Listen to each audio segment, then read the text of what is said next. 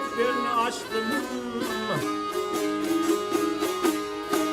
Hakikat defterini açtım. Yanılmış ey tumarım.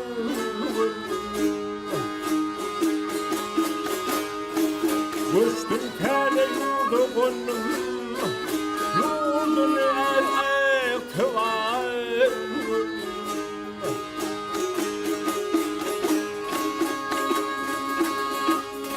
Hep baktım deryalarının şecerlerini kış bağında.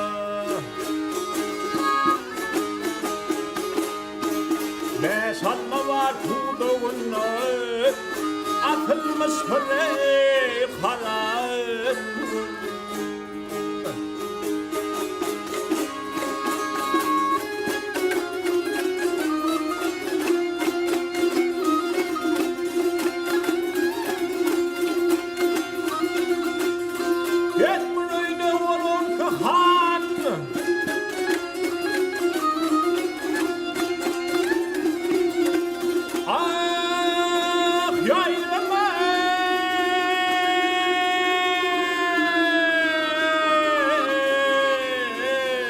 Hoş geldin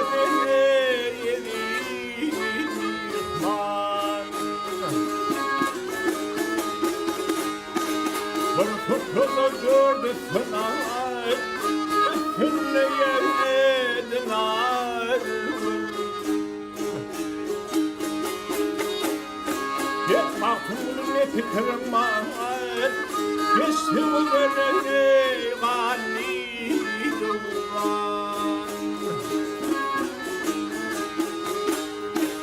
Gitmiş kimin kırıldı vurur Bir çocuğun ey bakın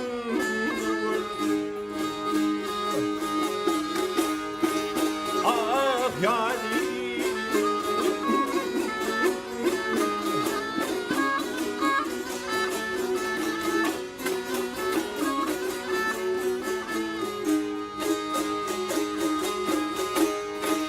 Gitmiş kimin kırıldı vurur Bir çocuğun ey bakın